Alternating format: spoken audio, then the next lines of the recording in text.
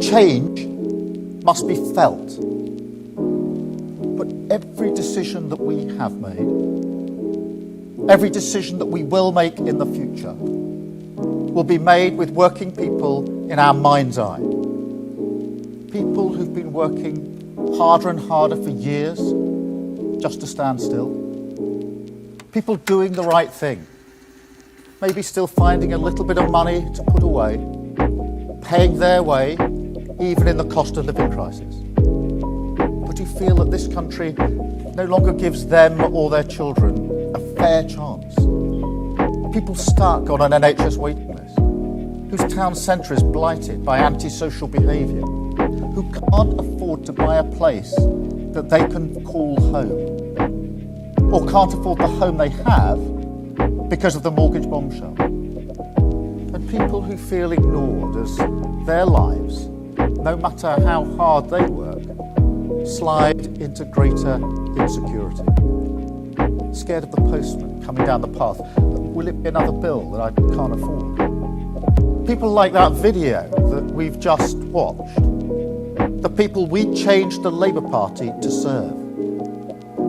I know some people want to have a debate about this. And I know there will always be the exception that proves the rule. Welcome to the wonders of a diverse country. But I also know that the working people of this country know exactly who they are. And that they are the golden thread that runs through our agenda. Every single one of our national missions is about delivering for them. And we're getting on with the job. That's why we reform planning rules, to get Britain building again, restore the dream of home ownership.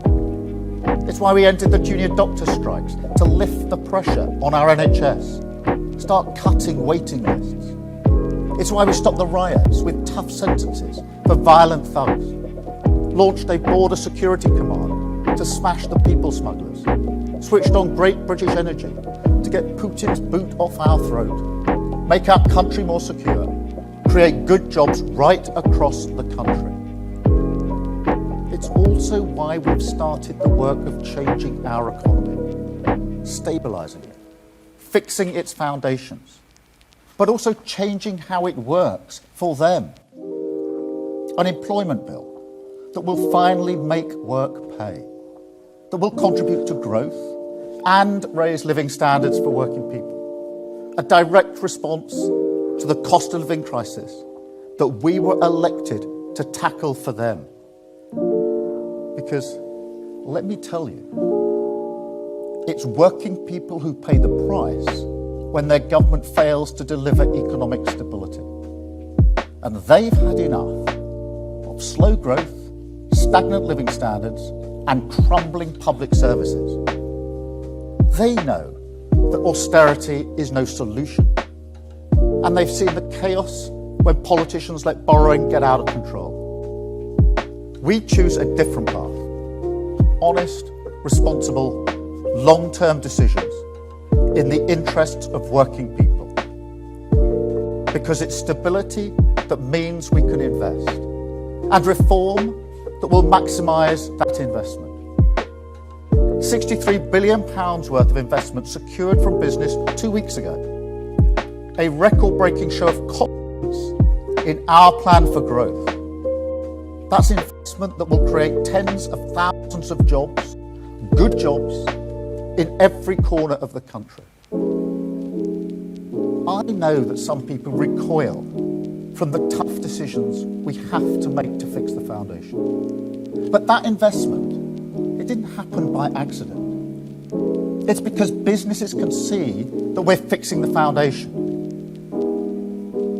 Everyone who finds damp in their house knows they have to make a decision. Paint over it, or strip it out, pull off the plaster, and deal with it once and for all. So I will defend our tough decisions all day long. It's the right thing for our country, and it's the only way to get the investment that we need. Stability, investment, reform. That is how we will fix the NHS, rebuild Britain, and protect the payslips of working people delivering on our mandate of change.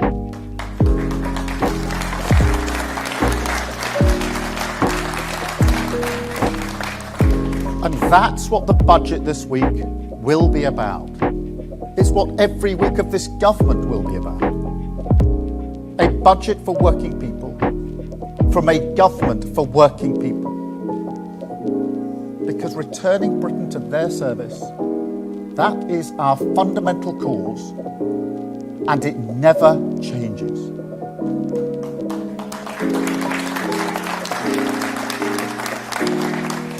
It will also be the first budget delivered by a woman ever.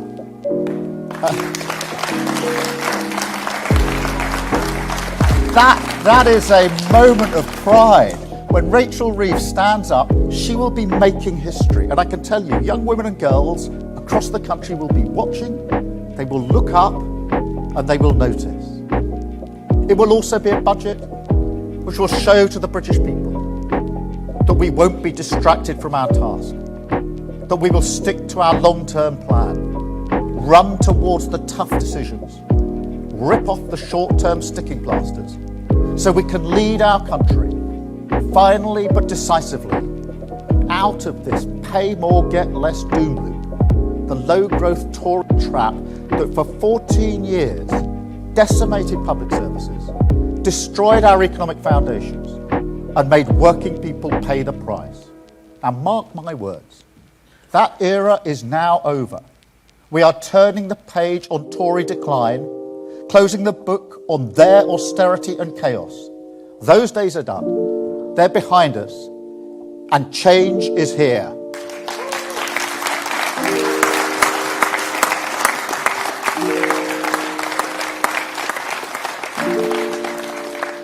Of course there will be tough decisions. Rebuilding Britain and delivering growth, that'll take the skills and effort of all of us. That's why this budget will also get Britain working. It will pave the way for reforms that tackle the root causes of economic inactivity and make sure that those who can work do work. As a Labour government, we will always help those who cannot support themselves. But the UK is the only G7 country where economic inactivity is still higher than it was before COVID. Now that's not just bad for our economy. It's also bad for all those who are locked out of opportunity. So the Chancellor will announce £240 million in funding to provide local services that can help people back into work and the dignity that that brings. A Britain that works for working people, with all those who can playing their part.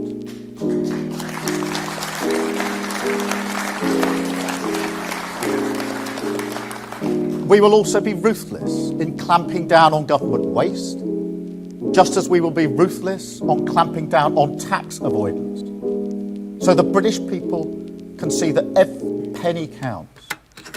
Now, every single person in this country had to do that during the cost of living crisis, and government must be no different. And frankly, when we're asking broader shoulders to carry a higher burden on tax, determination to be more productive and efficient in government, that's the very least their contribution deserves. And look, nobody wants higher taxes, just like nobody wants public spending cuts. But we have to be realistic about where we are as a country. This is not 1997, when the economy was decent, but public services were on their knees. And it's not 2010, where public services were strong, but the public finances were weak. We have to deal with both sides of that coin. These are unprecedented circumstances. But the budget the Chancellor will deliver on Wednesday will prevent devastating austerity in our public services and prevent a disastrous path for our public finances. That's the reality of what would happen if we'd stuck to Tory spending plans. And it's why we never, unlike the opposition in 97 and 2010, committed to the same spending plans. And yes, things are worse than we could possibly have expected during the election. And the budget will set that out very clearly. I mean, just look at the state of our prisons last week. Where's the Tory apology for that? Watching the prison population rise while they dithered. Too weak either to reform sentencing or build new places. Too scared to conduct a proper spending review, as we've done. Because of the damage they knew it would uncover. Oh, they knew. That's why they ran away from that exercise and called an early election instead. They knew our public services were broken. They knew there's a black hole in the public finances. £22 billion of unfunded spending this year, wasting the reserves 3 times over on Rwanda, asylum hotels, propping up a failing train companies. And that's before we even get to the long-term challenges ignored for 14 years. An economy riddled with weakness on productivity and investment. A state that needs urgent modernisation to face down the challenges of a volatile world. A country where people don't just lack faith in politicians to fix any of this, but also wonder whether Britain can, whether we still have the resources to move forward, or whether decline is now an incurable disease. They knew all of that, but I won't offer it as an excuse. I expect to be judged on my ability to deal with this. Politics is always a choice. So we won't hide from our decisions on Wednesday, or for that matter, any day. And besides, as I said 2 weeks ago at our International Investment Summit, we have huge assets in this country, leading positions in the industries of the future. Clean energy, artificial intelligence, life sciences, the creative industries, a technical sector that is the envy of Europe, a heritage steeped in science, trade and innovation, and values deep in the bones of this nation, and which say to the world, this country is open for business. This country respects diversity and difference under the same flag. We are still the country known all around the world for our pragmatism and our creativity, the ingenuity and industry of our people. And so if we do grasp the nettle on our economy, if we do fix those foundations, stick to the values and deliver the change working people need, we won't just get through this. Better days are ahead. Seriously, this is an economic plan that will change long-term British growth for the better. We are tackling the biggest challenges in our economy. Higher investment, we're dealing with it. Planning, we're reforming it.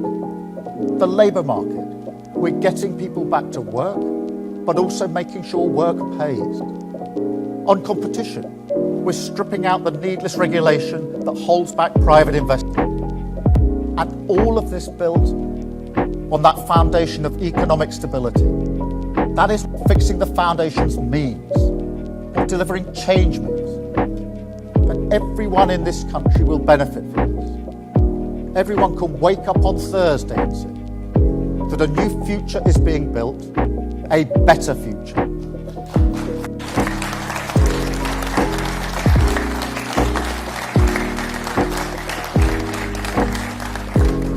But I tell you now, what we can't do is waste any more time. Politics is a choice, and it's time to choose a clear path. It's time to embrace the harsh light of fiscal reality so we can come together behind a credible long-term plan. It's time we ran towards the tough decisions, because ignoring them set us on this path of decline. It's time we ignored the populist chorus of easy answers, because we saw what happens if you reject the constraints of economic stability. And we're never going back to that. That is our choice. Stability to prevent chaos. Borrowing that will drive long-term growth. Tax rises to prevent austerity and rebuild public services. We choose to protect working people. We choose to get the NHS back on its feet. We choose to fix the foundations, reject decline, and rebuild our country with investment.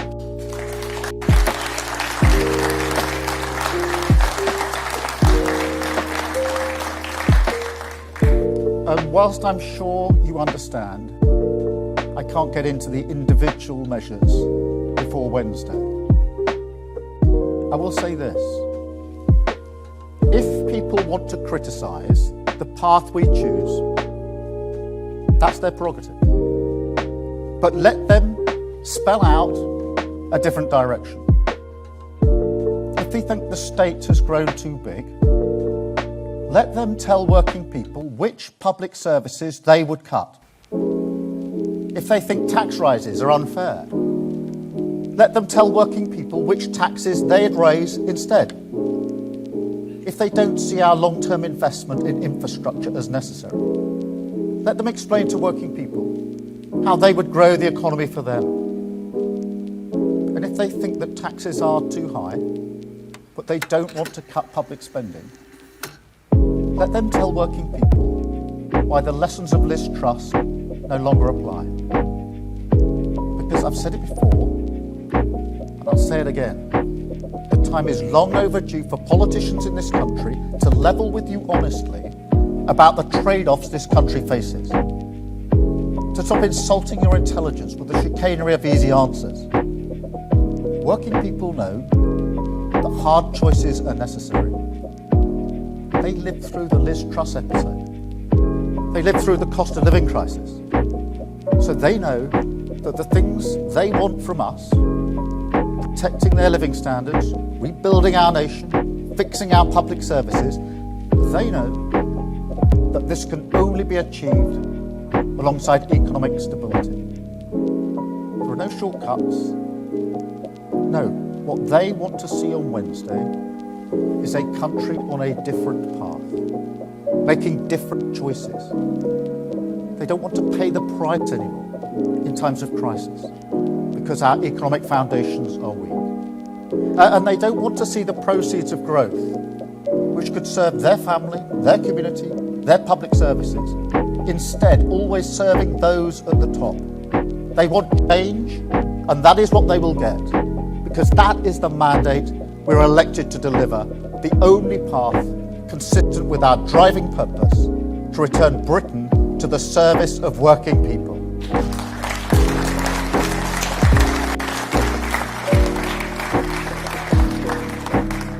That purpose also runs through the priorities we set out in our manifesto. The national missions, which capture the hope working people have for the future of our country. Look, there's a paradox in politics at the moment. All around the world, traditional values, democratic values, values that have underpinned the way countries like ours have operated for years, the pragmatism that is part of our identity, it's under attack. Why? Because people, working people most of all, have lost faith it can still deliver for their family. And yet at the same time, what people want from politics, that hasn't changed. People want a stable economy. They want their country to be safe, their borders secure, economic security, national security, border security. Those are still the foundations everything rests upon. And then beyond that, they want exactly what those national missions promise. A growing economy, safer streets, clean British energy in their home, opportunities for their children, and an NHS but is there when they need it. I know populism preys on the fears that people have, that these things no longer belong to them. But I've never felt that the right response is to ignore those concerns, rather than showing that they can still be delivered. So I'm never going to pick just one of those missions and say that's everything, because every single one of them matters to working people. And for that same reason, I will never turn away from them either. In fact, because I know that actions speak louder than words, because I expect to be judged by the British people. In coming weeks, on every mission, we will publish clear ambitions for this Parliament. And we will also track our progress against them. So every single person in this country can see exactly how we measure up to the things that matter to them. After all, we have 5 years and a big mandate. So working people will not accept any excuses. They want to see us build 1.5 million homes, make sure a record number of children start school ready to learn, raise living standards so there's more cash in their pockets, restore confidence that crime will be punished, guaranteed neighbourhood policing in every community, make sure our energy system is more secure by harnessing clean British energy, accelerating towards net zero. And on our NHS, they want us to cut waiting times dramatically to meet the 18-week target that is still the best benchmark of an NHS that's back on its feet, facing the future, and once more, a beacon of pride to the world.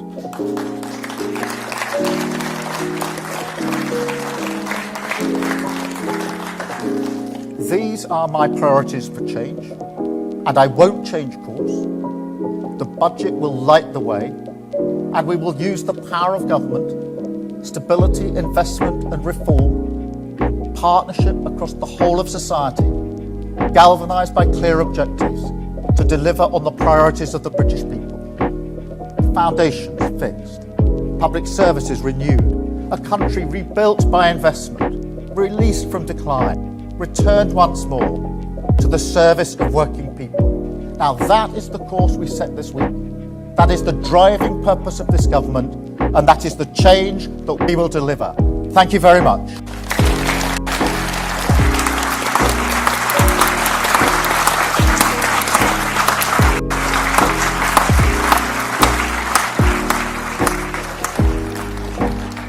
Thank you very much. I'm now going to take a number of questions from the media, and I think I'm starting with Vicky at the BBC. Vicky, I think I can just about see you out there. Hi, Vicky Young, BBC.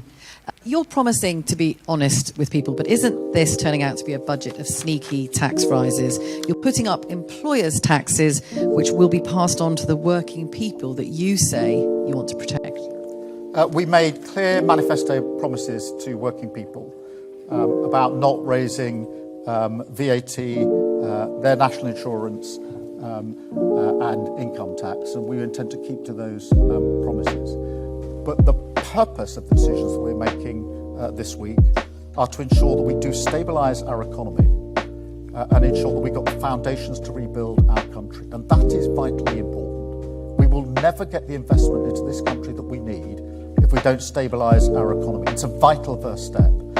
And that's why I said it's a bit like people, and everyone will have had this experience of damp or cracks in your house, and you take a decision, am I going to paint over it and hope for the best? The same thing always happens, the damp comes back, the crack's still there, or do it properly from the outset. We're going to do it properly, we're going to fix the foundations, that's why we'll take the difficult decisions that we need to take on Wednesday and rebuild our country. Thank you. We've got Harry from ITV. Thank you, Prime Minister. You talk about being honest and being realistic. Shouldn't you be honest that for many working people, the amount they will pay in tax will be going up after your budget? And if you can't be honest about that, then shouldn't the public have every right to feel let down and to lose faith in your government after this budget? Let me be clear.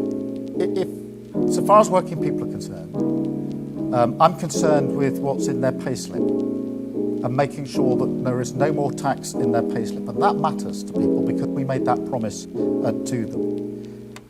And honesty is really important here because we're facing really difficult decisions. And I'm not prepared to continue with the fiction that we've had previously over the last 14 years. Where there are problems, we'll identify them and we will fix them. And because we are fixing them, we will have the foundation to rebuild our country. And that's what I mean by levelling with people, not pretending there are easy answers. And that's why I say, for those that want to criticise our course, the path that we've chosen, let them tell us what they would do, what different path that they would take to fix our country. Which public services would they go? Which other taxes would they raise? Because we can't have this fiction. You can lower taxes, spend more on public services without making any changes. That's what got us into the problem in the first place. Thank you. I've got Sam from Sky. Sam, Sky News. Thank you, Prime Minister. This is going to be a big tax-raising budget. Are you certain that you're front-loading the pain? And if so, can you rule out more big tax hikes in future budgets? Because there's a fear that we're just going to go through all of this again in a year's time when, for instance, you realise that you haven't got a plan for how to pay for things like social care. Well, let me take that head on, Sam, because I fundamentally believe that we need to run towards the tough decisions. I fundamentally believe we have to fix the foundations so we can build a better future. And that's tough. That's difficult. But that's why we're taking the decision on Wednesday to do it, because it's the right thing to do, and it's the right thing for our country. And I think, I believe, that it will also allow investment to come in, secure that we're a government that's prepared to do the tough things to stabilise the economy. Now, 2 weeks ago, we got £63 billion worth of investment in our international summit. That's an unprecedented amount of money. And many of those investing said it's because they've got confidence in the way that we're approaching the economy. That doesn't happen by accident. But if you want a sort of proof point, if you like, that the tough decisions we're making to stabilise the economy do trigger the investment that we need, I would point to that investment summit. And I'm absolutely confident that other money will follow in. And that's measured in good, well-paid jobs across the country, which is what we were elected to deliver for working people. Thank you, Sam. I've got Chris at GB News. Prime Minister, thank you. On Friday in County Durham, a pensioner and former miner called Billy Pounder told GB News how he moves his heater every day from room to room to keep warm. He blamed the withdrawal of the winter fuel allowance for this. He said to us, "I wish I hadn't voted Labour."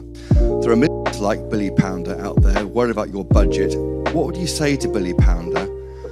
And was he wrong to vote for you? Well, what I would say is that I do understand the concerns that people have. I genuinely do. And that is why we are protecting the most vulnerable with pension credit and making sure that everybody who's entitled to pension credit takes up that pension credit, which obviously guarantees them the payment.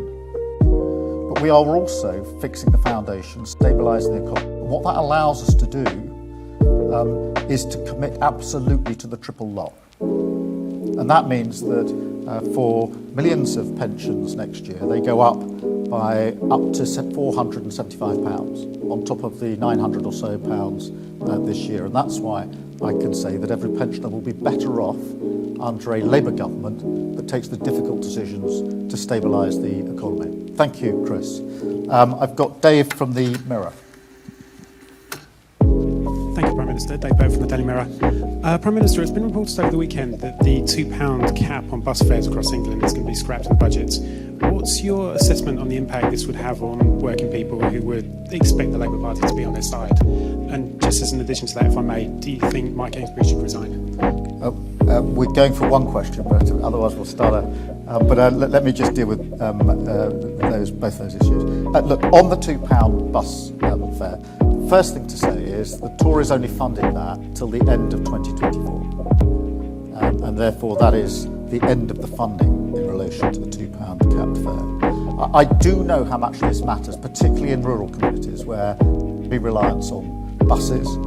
And that's why I'm able to say to you this morning that in the budget we will announce there'll be a £3 cap on bus fares to the end of 25, because I know how important it is. So that'll be there in the budget on Wednesday.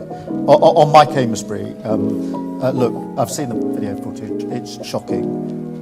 We moved very swiftly to suspend him as a member and as a member of Parliament. There is now a police investigation, and in the circumstances, you'll appreciate there's not much more I can say about that. Thank you very much, but we are going to revert to one question each. This is a slippery slope otherwise.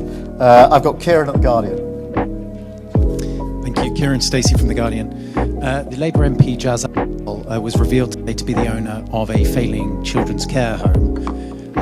Can I ask what reassurances you've sought from him about that, and whether there was any conflict of interest when that care home won contracts from the council, of which Jazz Atwell was the leader? Yeah, look, Kieran, thank you for that. I'm not across the full details of this, although I've seen the story. And what I would say is that I would expect anyone in a situation like that to take their responsibilities seriously. Thank you. Lucy from the FT. Thank you, Lucy Fisher from the Financial Times. Prime Minister, your Chancellor has confirmed that she's changing the debt rules to borrow more to invest in capital expenditure. Do you accept this is a move that pushes up interest rates? And what's your message to people with mortgages or debt that will become more expensive as a result? Thank you. I'm not going to preempt exactly what the Chancellor will say on Wednesday, but I have been really clear that we have to move to a situation where we invest in the future of this country, where we invest to ensure that we get the better jobs that we need, we have the infrastructure that we need. And so part of what we will say on Wednesday is first how we're going to fix the foundations and deal with the problem that we've inherited, but secondly how then we rebuild the country. And investment is an important part of that story. Precisely how that will take place will be set out in detail on Wednesday.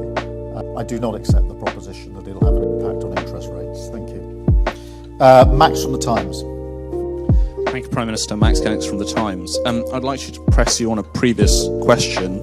You've made very clear today that to take on the inheritance there'll need to be tax rises, but will this be the last Labour budget in which you'll need to raise taxes? And if you can't answer that, how can people have optimism that there will be better times ahead if you won't rule out further massive tax rises in budgets? Yeah, look, thank you for the question. We are fixing the foundations in this budget, so that is the purpose of the budget, to take the difficult decisions now. And nobody wants tax rises, least of all me, so we will do the hard work in this budget to allow us then to rebuild the country.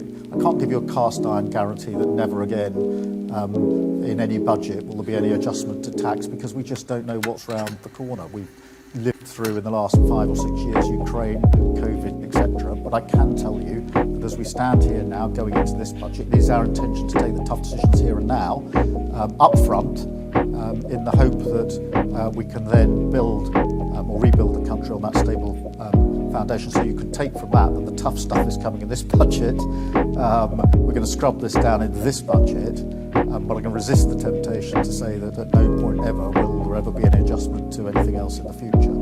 The purpose of this is to ensure we do take the tough decisions now, stabilise the economy and create the conditions for investment and growth, which I think we are doing, as we've evidenced from the money that's already coming in. So that's the approach, take the tough decisions now and do it in this budget. So you can expect to see pretty well all of that in this budget. Thank you. I've got Jack from The Sun. Thank you, Prime Minister. Jack Ellison from The Sun. Every day, millions of people across the country will get in their cars and go to work.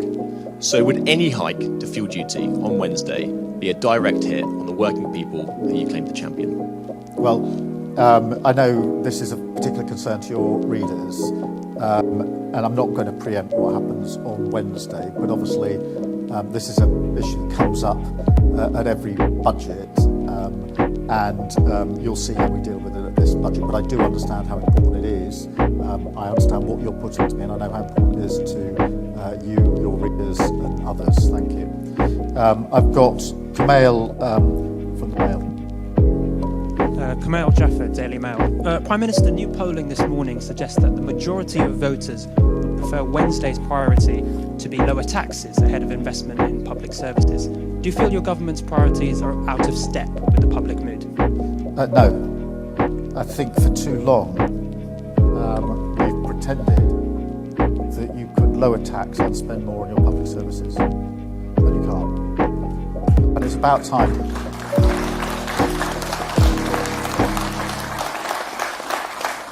And it's about time we faced up to that.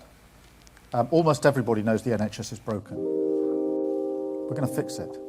We're going to put it back on its feet and make it something we can be proud of again. That's the path we're choosing. And that's what we'll deliver for working people. But what we're not going to do is continue the fiction that's got us here in the first place. The pretense you can always have lower taxes and that your public services will run properly. Because the last 14 years have shown that is completely and utterly untrue. And people voted for change and we'll deliver it. I've got Luke from LBC. Thank you, Prime Minister. Luke Shanahan, LBC. You've said that people should judge you on whether or not they feel better off within 5 years' time. Is that how long it will take to feel positive effects of what you're doing now? No. The £63 billion in investment that came in 2 weeks ago is about jobs that will be seen around the country, jobs which we will ensure can be put in place as quickly as possible. The money that we will spend on the NHS will make sure that NHS is getting better straight away, the first steps that we've set out. What I was saying is I expect to be judged by what we've delivered after 5 years. We've got a terrible inheritance. I think everybody can see that. It was bad enough with what we did know before the election. It's even worse now we've had a look at the books. Even worse. And we're entitled to spell that out. But as I said in my speech, it's now to us to deliver the change. And we will deliver that change. That's why we're taking these tough decisions. And yes, I expect to be judged on that at the end of this Parliament. Judged by whether we've made people better off. Judged by whether the NHS is functioning better. Judged by whether our public services are better at the end of a Labour government of 5 years than they were when we started.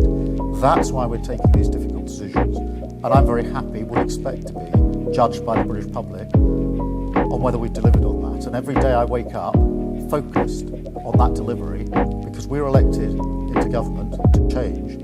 I came into politics to change lives for the better. It's the only reason I changed my career, to come into politics to make lives better. And therefore I'll happily be judged on whether we're able to do so. Our path sets the course for that change. Thank you. And then I've got Mark from the Express and Star. Mark Andrews, Express and Star. Thank you, Prime Minister. You've spoken a great deal about growth and investment. There's been a service published today by the Black Country Chambers of Commerce saying that confidence in small businesses in the Black Country has fallen since the election, that investors, the companies that were planning to make investments in creating jobs have decided to have a wait-and-see approach, store their investment because of fears of what's going to be in the budget. What would you say to give confidence to small, medium-sized businesses in areas such as the Black Country? What you will do for them to encourage them to invest and create jobs in the region?